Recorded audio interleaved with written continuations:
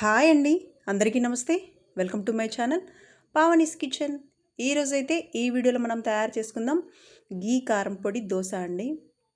గీ కారం పొడి దోశతో పాటు ఆ పొడిని ఎలా తయారు చేయాలో ఈ వీడియోలో చూసేద్దాం.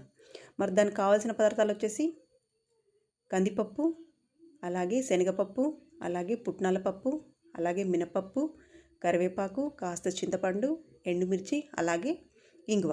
ముందుగా స్టవ్ వెలిగించుకొని స్టవ్ పై ప్యాన్ పెట్టుకొని మనం ఏవైతే పప్పులు ఉన్నాయో ఆ పప్పులన్నింటినీ కాస్త లైట్ బ్రౌనిష్ కలర్ వచ్చేంత వరకు వేయించుకోవాలి. కమ్మటి వాసన వస్తుందండి మనం వేయించితే కనుక. ఓకేనా అండి.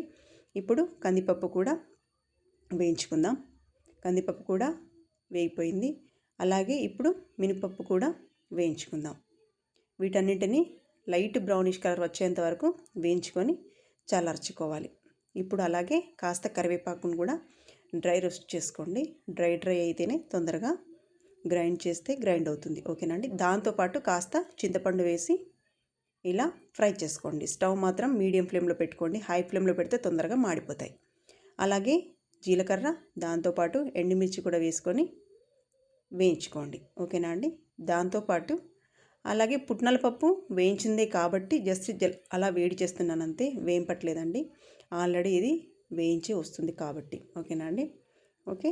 ఇప్పుడు వీటన్నింటినీ ఒక ప్లేట్లో తీసుకొని చల్లార్చుకోండి. ఈ చల్లారిపోయింది కదండి. ఇప్పుడు వీటన్నింటినీ గ్రైండ్ చేసుకుందాం. మనం వీటన్నిటిని గ్రైండ్ చేసేటప్పుడు దీనిలో కాస్త ఇంగువ కూడా వేసుకోండి. ఓకేనా అండి. కాస్త గ్రైండ్ అయ్యాక సరిపడా ఉప్పు కూడా దీంట్లోనే వేసుకొని గ్రైండ్ చేసుకుందాం. ఓకేనా అండి. ఇది కాస్త గ్రైండ్ అయింది కదా.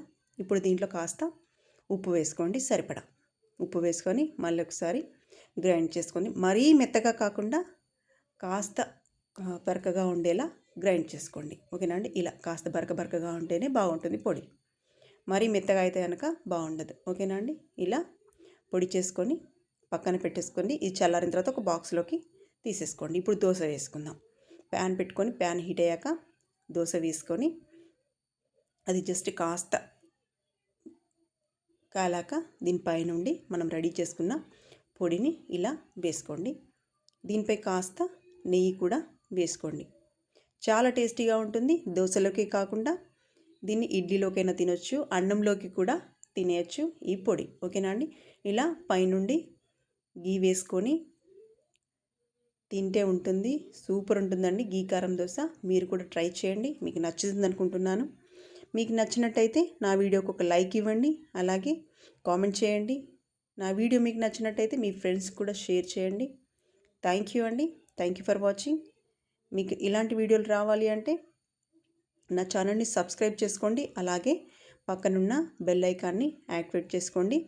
నేను వీడియో ఏది పెట్టినా కూడా మీకు నోటిఫికేషన్ రూపంలో వస్తుందండి. మీకు నచ్చిందా అండి? నచ్చితే కనుక ఒక లైక్ ఇవ్వండి ప్లీజ్. థ్యాంక్ యూ అండి. Thank you for watching. వేడి దోశలు రెడీ అయిపోయాయి. ఇలా పల్లి చట్నీ కానివ్వండి, పుట్నాల చట్నీ కానివ్వండి, తింటే కనుక అదిరిపోతుంది.